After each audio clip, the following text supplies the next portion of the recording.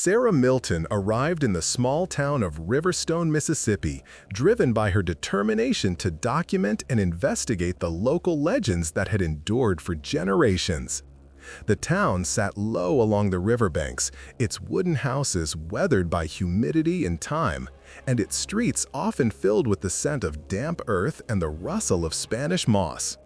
From the very first day, her attention was drawn to the old prison that stood on an isolated island in the middle of the river. Its stone walls, eroded and streaked with moss, seemed to resist the passage of time. The townspeople avoided looking in its direction, repeating the same story in hushed voices. The ghost of a woman in black appeared there, forever tied to her attempt to free a prisoner many decades ago. Sarah waited until the night of a storm to cross the narrow bridge to the edge of the island. Thunder rolled overhead, and the river churned violently below, as if the waters themselves wanted to swallow the crumbling structure whole. Rain blurred her vision, but she pressed forward, her flashlight cutting thin beams through the dark. When lightning lit up the sky, she saw a shadow on the high stone wall. The figure was slender, draped in black, with no discernible face, yet it radiated a presence heavy with grief. The prison echoed with the storm, but the sound of a cry rose above the thunder. It was long and mournful, filled with such sorrow that it cut through Sarah like a blade. She stood frozen, her pulse hammering, as the figure seemed to stretch and vanish against the wall with the next strike of lightning.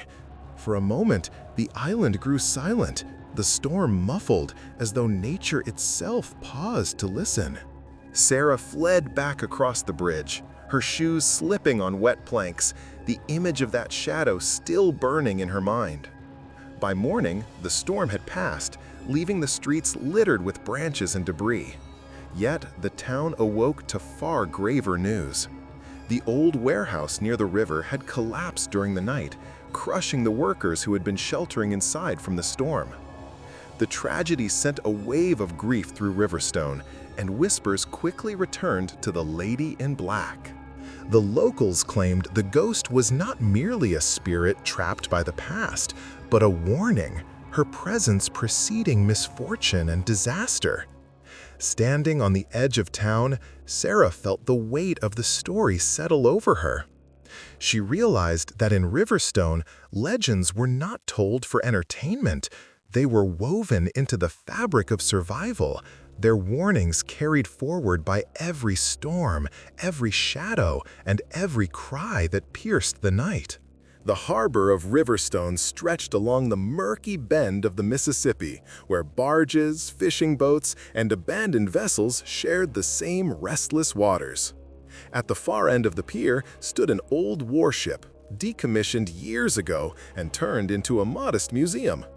Its steel hull was streaked with rust, its cannons silent, and its decks worn smooth by the footsteps of countless visitors.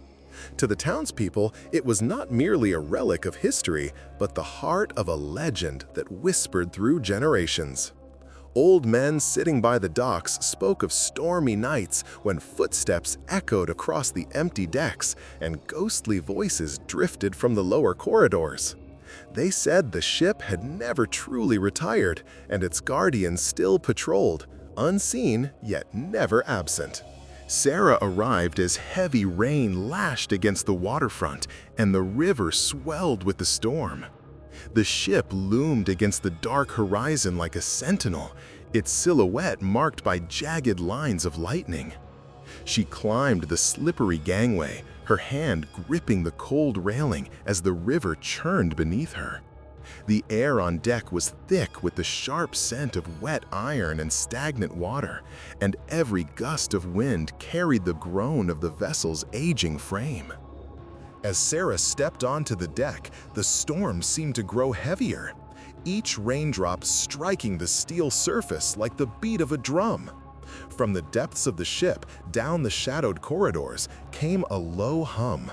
It was not the sound of machinery, but something older, like the vibration of voices trapped in the bulkheads. She paused, straining to listen, and heard the faint rhythm of boots striking metal. The sound was deliberate, echoing in a steady march that moved closer and closer. Her flashlight beam cut across the wet deck just as the lightning split the sky. For a heartbeat, she saw him. A sailor in an old Navy uniform stood near the bow, his figure sharp against the storm. His cap was low over his brow, and his outline shimmered as though lit from within. Before Sarah could move, he turned, and his boots left clear imprints on the drenched steel. The marks glistened under the rain, dark against the silver sheen of water. One by one, the footprints faded, erased by the storm, until nothing remained but the empty, shining deck. Sarah's pulse quickened as silence returned, broken only by the howl of the wind and the crash of water against the hull. She realized she had witnessed the return of the ship's eternal watchman. The townspeople's legend was not a story crafted for tourists or sailors' children. It was a truth woven into the steel of the vessel itself. As she descended the gangway, the storm began to ease, but the image of the phantom sailor remained vivid in her mind. The ghost ship had revealed itself, and Sarah knew that Riverstone's waters held memories too heavy to sink, forever carried by the river's current and the restless spirit that guarded the deck. The archives of Riverstone's newspaper were tucked away in a dusty room above the print shop, where yellowed pages carried stories of long-forgotten scandals, fires, and superstitions. Among them, Sarah discovered a peculiar set of articles from the late 19th century. They described a shadowy figure known as the Night Tickler, who was said to slip into houses under the cover of darkness, disturbing the sleep of unsuspecting townspeople with strange, feather-like touches to their feet. The reports varied.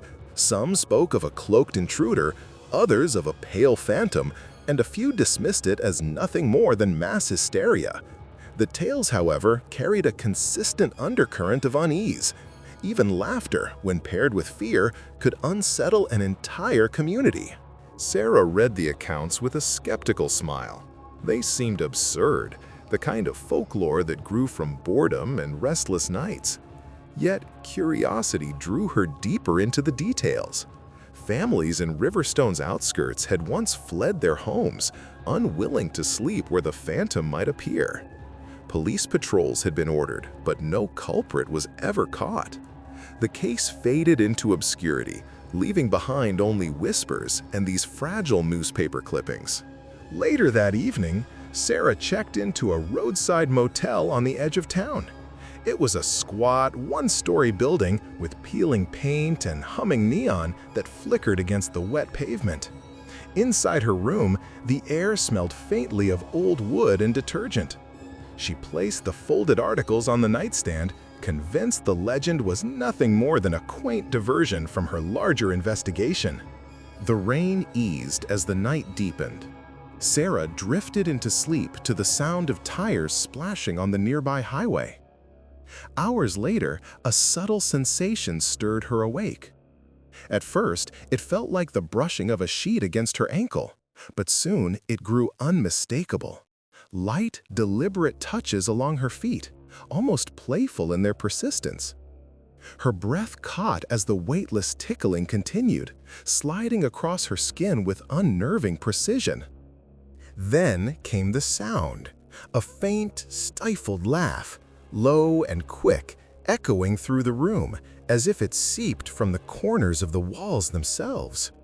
The motel's shadows seemed to shift, stretching along the floor, and for a fleeting moment, she imagined a figure crouched at the edge of the bed, blurred by the dark. Her hand fumbled for the lamp, and with a sharp click, light flooded the room. The touches ceased instantly. The space was empty, silent but for the hum of the neon outside. Sarah's chest rose and fell with rapid breaths as she scanned every corner. The door was locked, the window sealed, and yet the remnants of laughter still seemed to linger in her ears. Morning came with no answers, only the lingering chill of what she had experienced. Sarah realized that the night tickler was more than a fanciful story buried in newsprint. Legends in Mississippi did not fade. They waited patiently, returning to remind the living that the line between folklore and reality was far thinner than anyone wished to believe. On the main street of Riverstone, framed between shuttered shops and faded facades, stood the Grand Magnolia Hotel. In its prime, it had been a monument to Southern wealth, where plantation owners, politicians, and traveling merchants once gathered beneath glittering chandeliers. Now, its windows were dark, its balconies sagging with age, and ivy crept up the walls as if nature itself sought to reclaim the building. Sarah entered through the revolving doors, which groaned as if awakened from a long sleep. The lobby was coated in dust, yet the remnants of its former splendor still lingered. Ornate molding along the ceiling, a cracked marble floor that had once reflected polished shoes, and a chandelier heavy with cobwebs. The air was heavy, stale, but carried faint traces of something older, like smoke and perfume that had somehow survived the decades. She moved slowly up the sweeping staircase. Each step protested with a hollow creak, echoing faintly into the silence. On the second floor, the hallway stretched endlessly, lined with closed doors and faded wallpaper patterned with vines and roses. The corridor had the quality of a stage. As though time itself, she opened several rooms. Inside, furniture sat cloaked in white sheets, dust layering the fabric like ash. Velvet curtains sagged, their color faded to gray. In one room, a trunk sat half open, filled with forgotten garments, a waistcoat, gloves, and a silk gown eaten by moths. The atmosphere pressed in on her, as if she were intruding on private lives paused mid-breath. Then it began. A door at the far end of the corridor slammed shut with sudden violence, reverberating through the hall. Sarah turned sharply, her pulse quickening. She stood still, waiting. Another door rattled, then another, as if invisible guests were moving between rooms. She hurried forward, and in the reflection of a tall gilt mirror hanging on the wall, she caught sight of him. A man in a dark suit and top hat, standing erect with the bearing of authority, appeared just behind her shoulder. His face was expressionless, his eyes shadowed, but his presence radiated command, as though he were the master of the house. When Sarah spun around, the hallway was empty. The mirror now reflected only her own pale face and the flickering light from her flashlight. Yet the air had changed. The stale dust was replaced with a sharp tang of cigar smoke, curling invisible tendrils into her lungs, mingled with the faint sweetness of cologne that no longer existed in the modern world. It seemed as though the hotel's long-dead proprietor still walked his halls, checking on rooms, ensuring his distinguished guests were comfortable. Sarah stood frozen in that corridor, overwhelmed by the sensation that she was not just trespassing in an abandoned building, but standing within the rhythms of a place that continued to operate in another time. The echoes of footsteps faded, the scents dissolved, and silence reclaimed the Grand Magnolia. Yet Sarah knew she had not been alone. The legend of the ghost hotel was no story preserved in whispers. It lived within the walls, repeating itself, as though the building itself refused to surrender to emptiness. In the heart of Riverstone, where the modern park now offered benches and flower beds, there once stood the gallows. In the 1800s, it had been the site of public executions, a place where justice, or vengeance, was meted out in full view of the townspeople. Over time, the wood and stone disappeared, leaving only stories and whispers behind. Sarah arrived one humid night, the air thick with mist rising from the river. The ground underfoot was soft and damp, carrying the faint, acrid scent of decay mixed with the earthy smell of wet soil.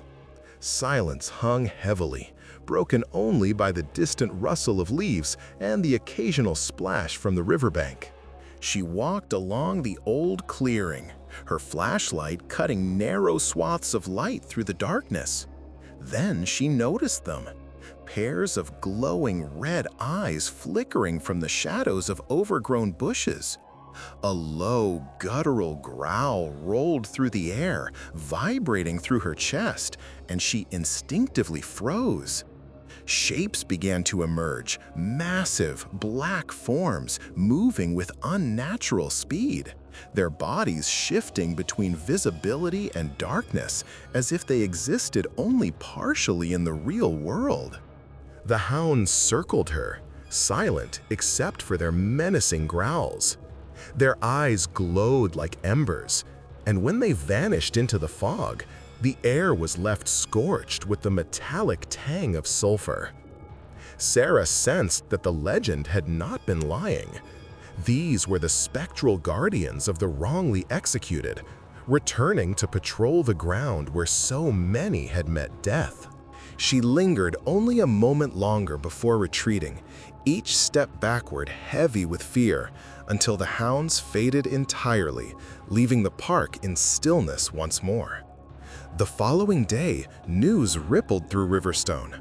A prominent judge had been found dead in his home under mysterious circumstances, and townspeople whispered that the Black Hounds had delivered their silent justice once again.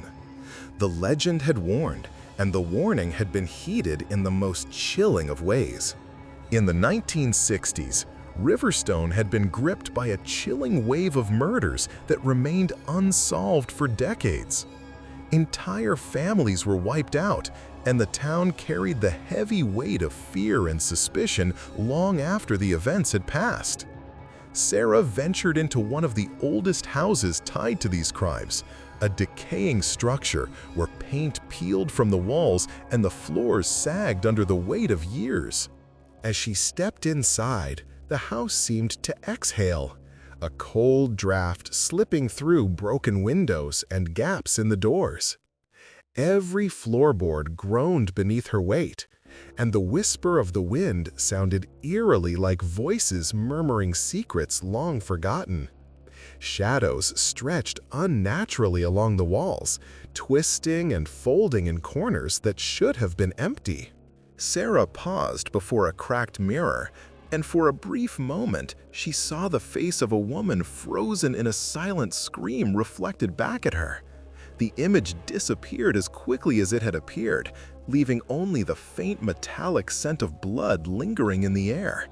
Heart racing, she moved deeper into the house, each step accompanied by the echo of invisible footsteps behind her. Then, without warning, a sudden pressure tightened around her neck, as if an invisible noose had clamped down, stealing the very breath from her lungs.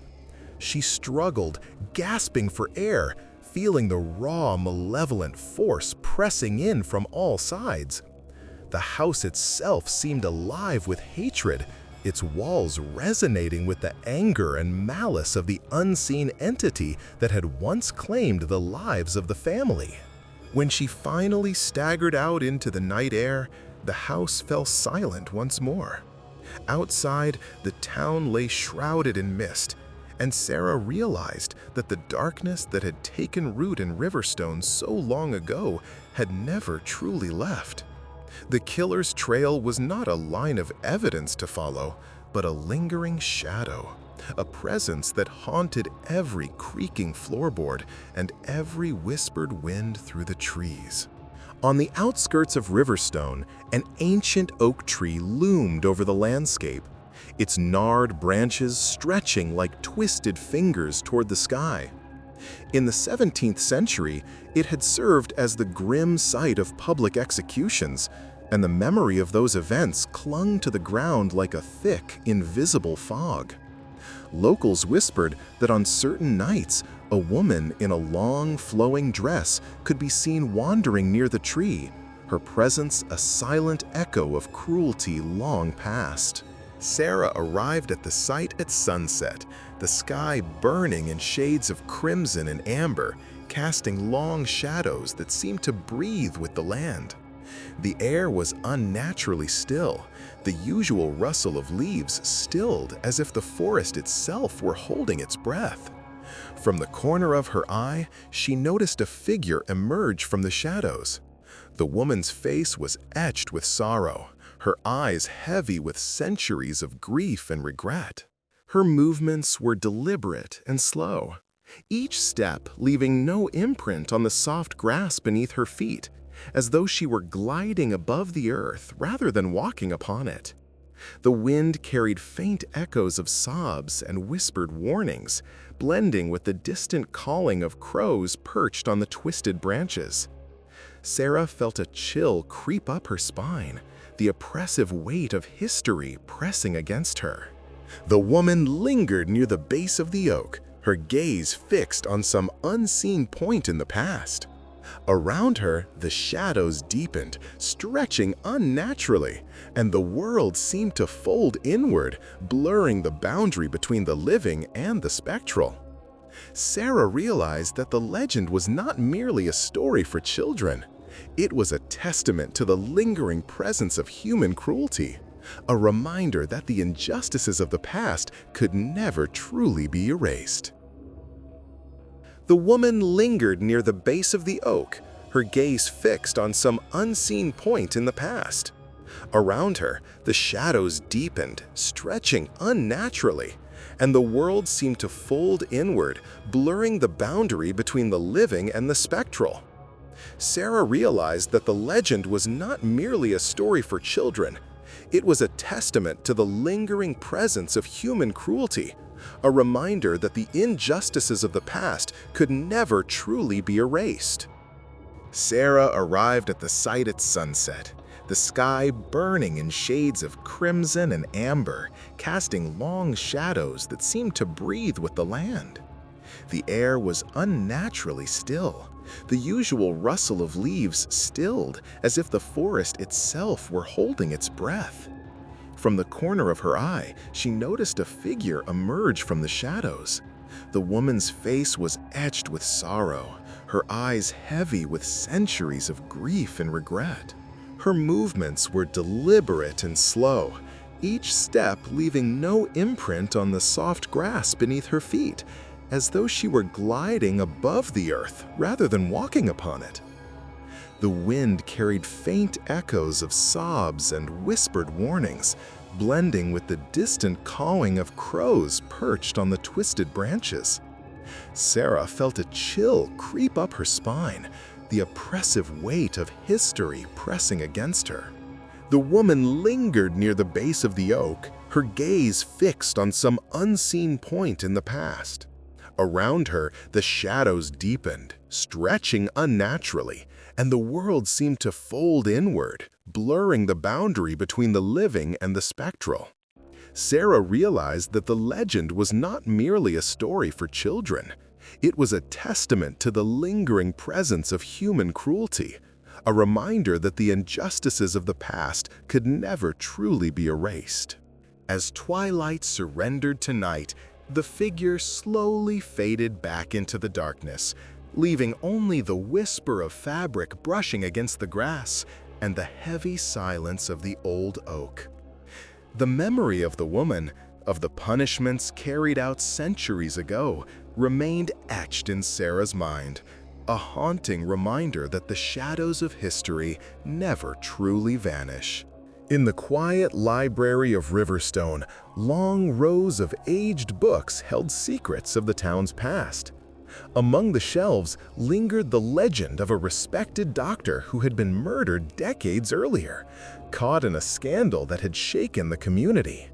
Locals whispered that his restless spirit still roamed the library, searching for truths left unfinished. Sarah moved slowly between the shelves, the dim glow of the lamps casting long, flickering shadows across the polished wooden floors.